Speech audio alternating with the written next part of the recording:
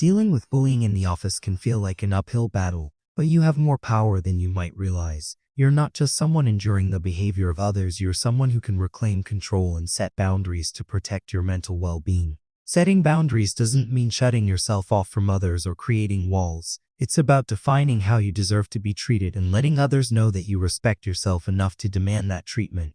The first step is recognizing the bullying for what it is. Maybe it's someone interrupting you constantly during meetings, taking credit for your work, or using subtle sarcasm to undermine you. It could even be exclusion from important conversations or persistent criticism that's more about power than productivity. When you start noticing these patterns, take a step back and reflect. You're not imagining this, it's real, and it's not okay. Once you've identified the behaviors, the next step is to define your personal boundaries. What are the things you will and will not accept? Think of it as creating a mental contract with yourself. For example, you might decide, I will not tolerate being spoken to disrespectfully in front of colleagues, or I won't allow anyone to pile their responsibilities onto me without asking. Having these boundaries clearly outlined in your mind helps you feel prepared and grounded when faced with difficult situations. Now comes the part where you communicate those boundaries. This is where assertiveness plays a crucial role. Being assertive doesn't mean being aggressive, it's about standing up for yourself while remaining calm and respectful. When someone crosses a boundary, address it immediately. For example, if a coworker interrupts you during a meeting, you might say, I'd like to finish my thought before we move on. Or if someone is sarcastic or critical in a way that feels personal, you can respond with, I prefer constructive feedback.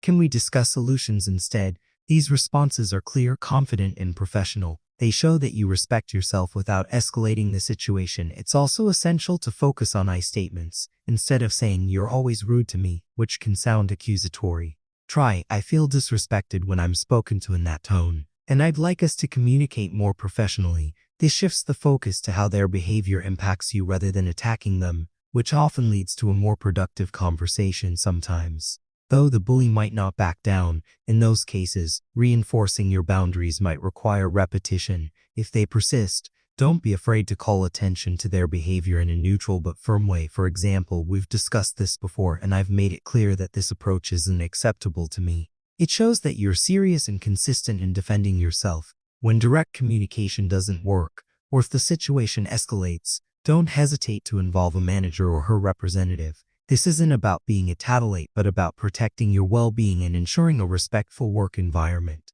Before approaching them, make sure you've documented incidents clearly. Include dates, times, what happened, and how it made you feel. This documentation serves as evidence and ensures that your concerns are taken seriously as you work through these challenges.